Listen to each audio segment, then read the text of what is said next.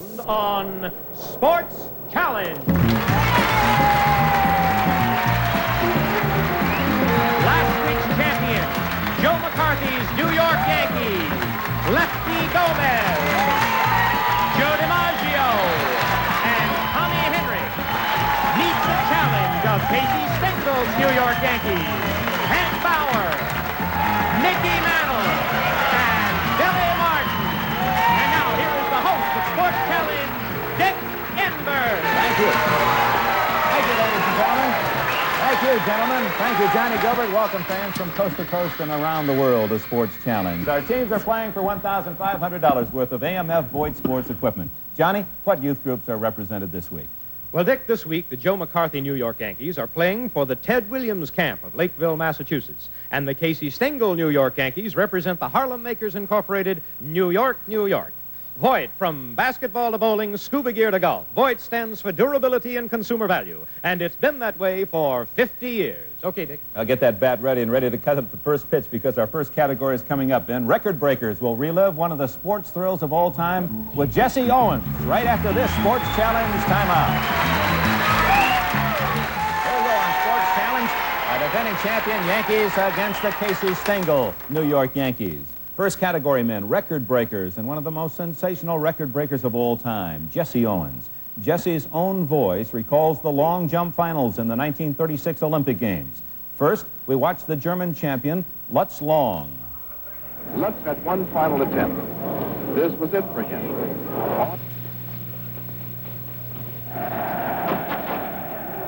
He looked up from the tip to see the red flag waving. He had fouled. I had won. I still had one jump left. I wanted it to be remembered. It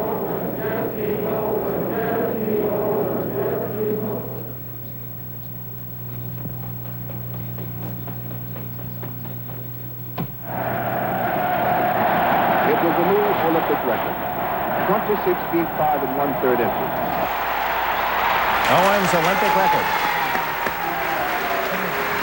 Well, you look at that build of Jesse Owens, he'd have made some National Football League halfback, wouldn't he? Owens' Olympic record in the long jump was broken 24 years later by one of the following. For your 20-point toss-up, who broke Owens' Olympic long jump record?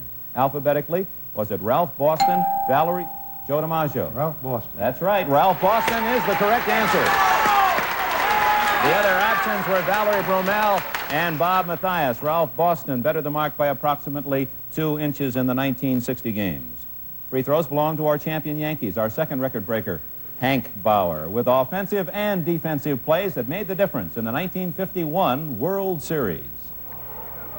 The Yankees and Giants are tied 1-1, bottom of the 6th inning. 2 outs, but the Yanks have the bases full. Bauer at the plate. He swings and sends a deep drive to left field. That's going to be over Monty Irvin's head. He races back. It's up against the wall. Caroms off the 402 sign. Barron scores. DiMaggio scores.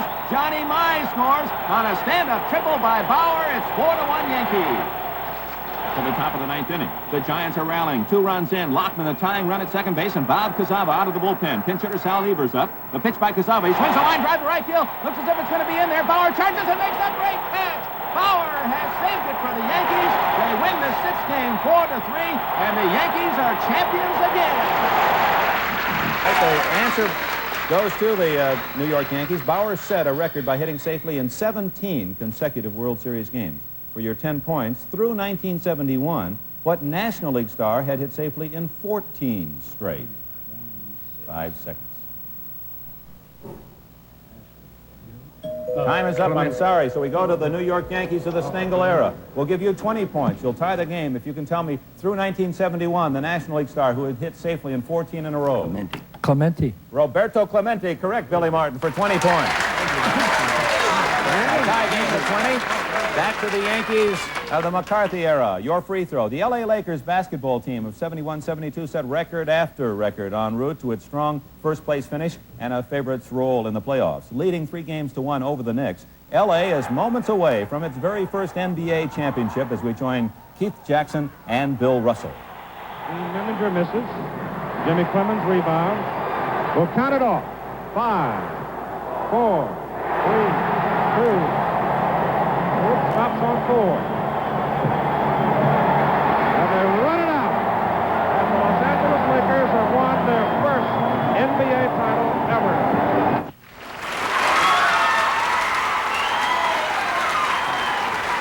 that was the first ever NBA title for the Los Angeles Lakers. Yankees, their coach, Bill Sharman, had won an ABA championship the year before.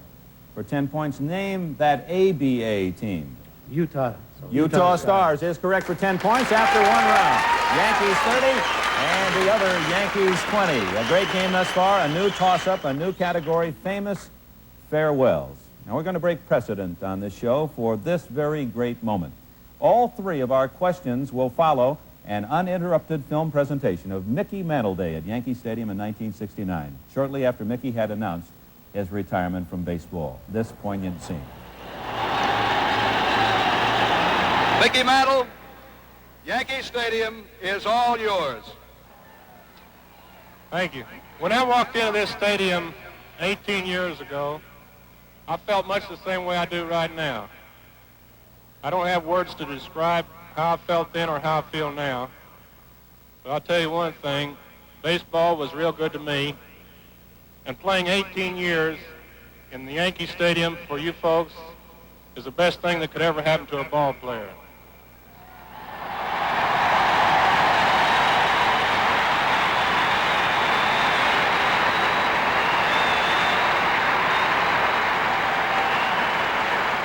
Now, to think that the Yankees are retiring my number 7 with numbers 3, 4, and 5 tops off everything that I could ever wish for. I've often wondered how a man who knew he was going to die could stand here and say that he was the luckiest man in the world. But now I think I know how Lou Gehrig felt. This is...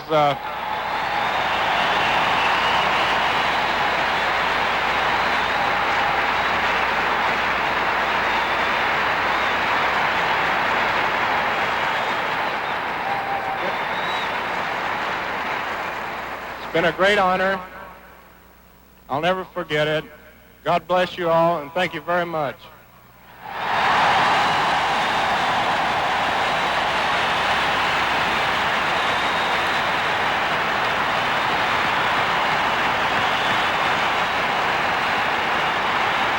Thank you, Mickey. And now so that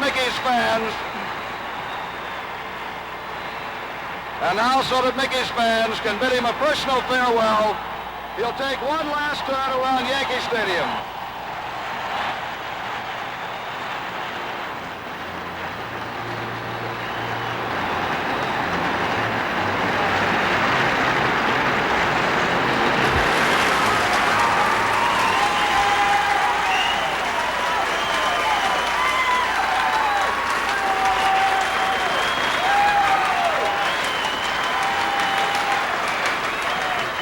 All right, that didn't give you a few shivers, then you just don't have a heart rate, do you, at all? 30-20 in favor of the old-time Yankees.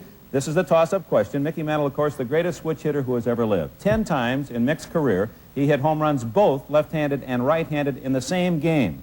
Now, a recent L.A. Dodgers team had an entire infield of switch hitters, and 3 of 4 of them hit home runs right and left-handed in the same game. Your 20-point toss-up, who did not home run both right and left-handed in the same game? Alphabetically, Jim Gilliam, Jimmy Lefevre, Wes Parker, or Maury Wills. Which one did not?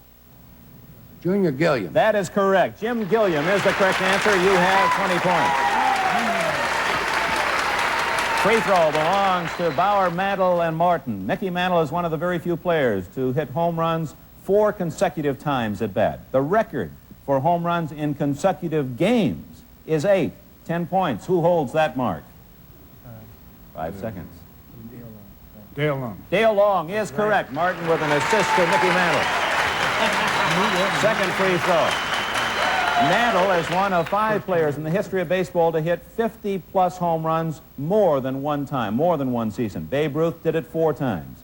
Of the following 4, 3 accomplished it, the only other 3. For 10 points, you've got to pick out the one who did not hit 50 or more homers in more than one season. Alphabetically, Jimmy Fox, Hank Greenberg, Ralph Kiner, or Willie Mays. Which one did not hit 50 more than once? Your answer, please. Hank Greenberg. Hank Greenberg is correct. He hit it only once. Did Greenberg hit the 56? So a sweep for the younger Yankees.